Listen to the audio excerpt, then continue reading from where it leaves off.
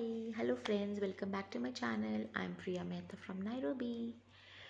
अभी तक मैं लॉ ऑफ अट्रैक्शन नेचर के साथ अलाइन कैसे रहें, specially law of attraction, specially your thought process, your positive attitude, your affirmations, अपने आप को पॉजिटिव कैसे रखना है, इन सारी बातों के ऊपर मैं बात कर रही हूँ. बट एक बेसिक चीज़ मैं डिस्कस करना चाहती हूँ. आज बहुत दिन से मेरे माइंड में ये था, इसलिए आज नींद नहीं आ रही थी. इट्स 1:30 इन द मॉर्निंग और मैं वीडियो बना रही हूँ. एनीवेज, समथिंग मेरी अब तक की जो लाइफ जर्नी रही है, जिसमें मेरी स्पिरिचुअल जर्नी जो भी रही है, जो उसमें मुझे समझ आया है, जो मैंने एक्सपेरिमेंट किया है या एक्सपीरियंस किया है, वो ये कि हमारे एक बेसिक हमारे 5 प्लेन्स होते हैं: physical, mental, emotional, psychological and spiritual. ये हमारे 5 प्लेन्स हैं. ओके, जिनमें से सिर्फ एक प्लेन है फिजिकल, जो कि फिजिकल बॉडी है, जो हमें फिजिकल आँखों से दिखता है. बाकी के 4 प्लेन्स हमें फिजिकल आँखों से नहीं दिखते, महसूस किए जा सकते हैं, एक्सपीरियंस किए जा सकते हैं, समझे जा सकते हैं या फील किए जा सकते हैं. That is all.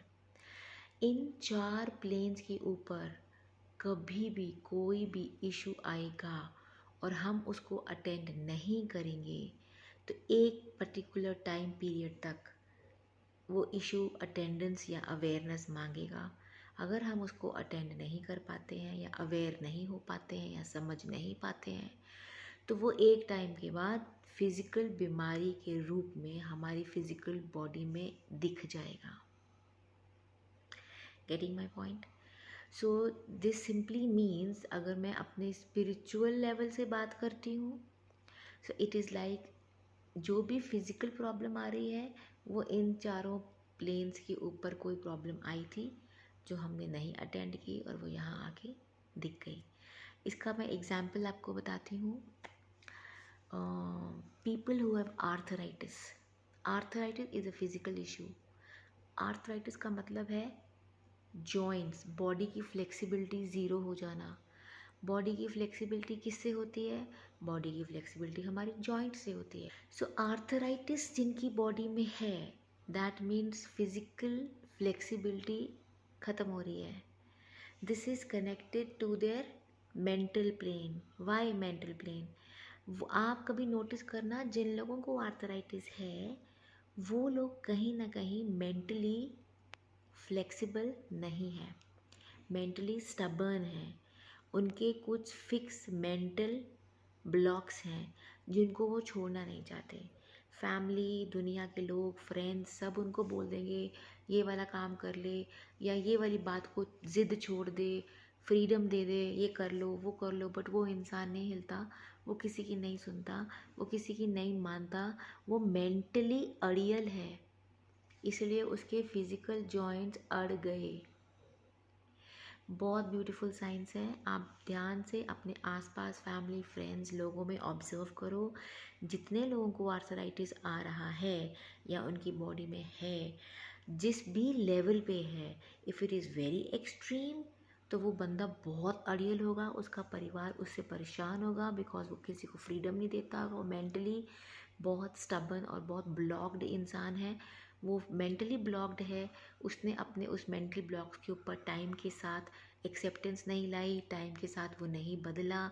He did not accept it, he did not accepted others view point.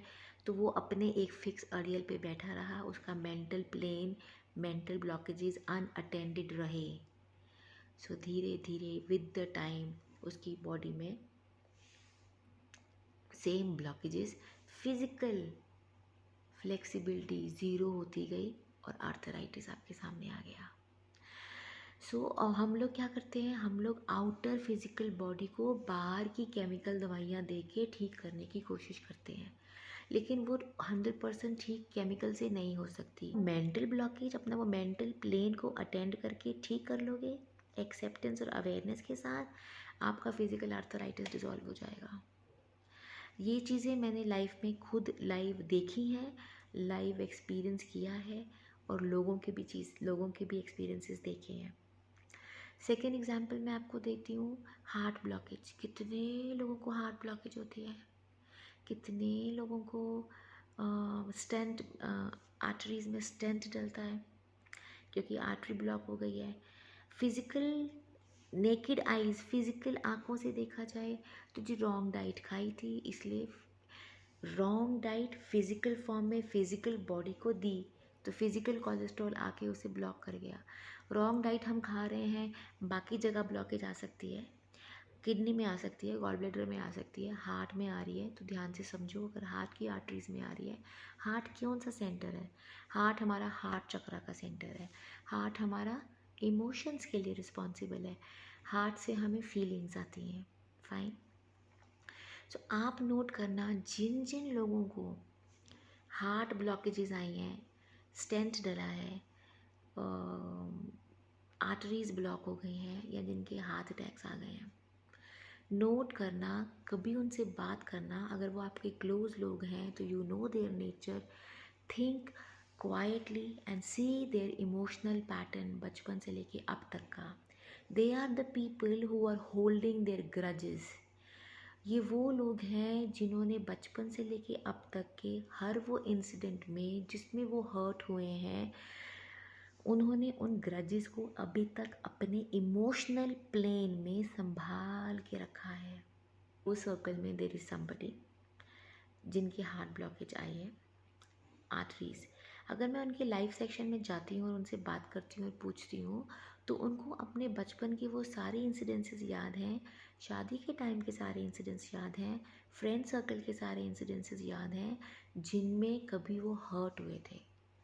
So and so incident में मेरी मम्मा पार्शियल थी मेरे भाई के साथ, मुझे प्यार कम किया, उसको ज़्यादा किया, उसको साइकिल ला के दे दी, मुझे ला के नहीं दी, उसको उस दिन प्यार से 2 पराठे खाए थे, मुझे भूख थी, मुझे एक ही दिया, उस फलाने फलाने की शादी में उसने मुझसे डिसरिस्पेक्ट से बात करी थी।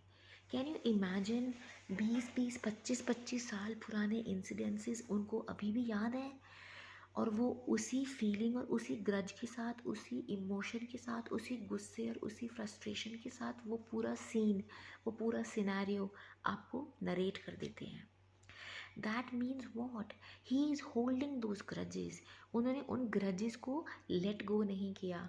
उन्होंने उन इंसिडेंसेस में जो कंसर्न लोग थे उन्हें फॉरगिव एंड फॉरगेट नहीं किया, और वो ग्रजेस उनके अंदर होल्ड रहे, होल्ड रहे, होल्ड रहे। जब जब वो इवेंट की कोई बात छिड़ती थी, जब जब उस इंसान की कोई बात छिड़ती थी, वो इंसान के अंदर सेम फ्रस्ट्रेशन, उस इंसान के लिए सेम गुस्सा वापस आ जाता था। He use to relive that moment and revive that moment, जो कि बहुत हार्मफुल है।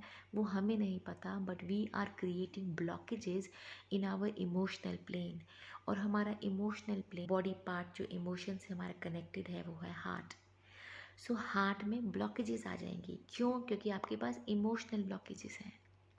हम फिर क्या करते हैं? क्योंकि हम अवेयर्ड नहीं हैं, क्योंकि हमने कभी ध्यान नहीं दिया, हमने इस चीज़ को समझा नहीं, हम रूट कॉज में नहीं गए। हम कहाँ गए? हम डॉक्टर के पास गए।